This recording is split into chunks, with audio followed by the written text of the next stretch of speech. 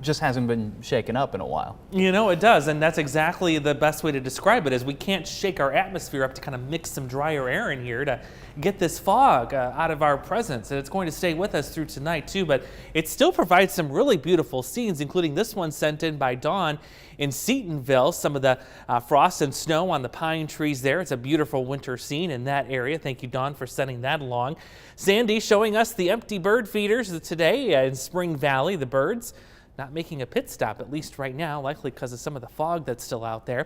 But this fog creates a phenomenon that I told you about last night called hoarfrost. And Al and Lynn Center, showing us a perfect example of that frost on the fence line there. And in fact, I'm going to talk more about hoarfrost and its formation coming up tonight on News 8 at 10 with the help of our storm chaser, Corey Marshall. So we'll look forward to talking about that later on. Still tracking some very low visibility this evening. The dense fog, it has returned, and visibility for most of us is around a mile, if not less than that. And another widespread region of dense fog advisories in place. This time we're going to keep this around until noon tomorrow. Now, why has it been so foggy lately? Well, here's the breakdown of why we can't kick this fog quite yet. So a lot of moisture paired with some light winds for us down here at the surface, but you go a few hundred feet up into the atmosphere, and what happens is we've got not only cool air that's dense and doesn't rise like warm air does, but we've got what's called an inversion.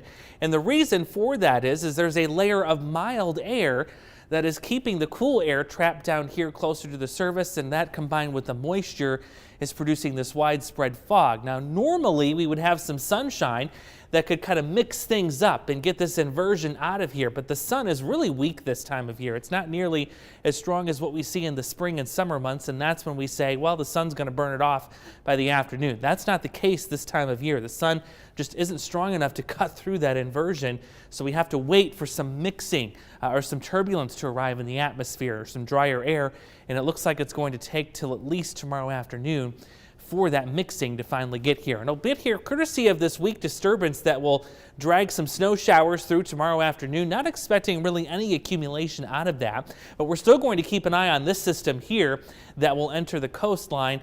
That will arrive here on Wednesday. And since it's still over the open water here, we can't really get any information on it and put it into our computer models. But once that comes on shore tomorrow, we'll get a better idea of how it will impact our midweek weather here in the Quad Cities.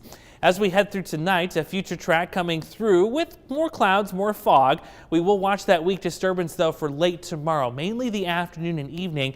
There you see it, just a couple of blips on the radar, and that'll be in the form of a couple of snow showers through tomorrow evening. Again, not a big deal and not expecting any travel problems there. 23 degrees is where we're at right now. We're watching the fog in the background for tonight. That fog will continue as we get down to 22. For tomorrow, up to 34, so a little melting going on, but that will aid in more fog development potentially for the morning hours, followed by some afternoon snow showers. We'll watch the Wednesday-Thursday system right now, just a mix of rain and snow showers as temperatures head well above freezing, and that's when we could see some more fog develop too, especially if the winds go light in that Wednesday to Thursday time frame before we quiet down and turn a little colder by early next week, Luke. Thank you, Andrew. And coming up,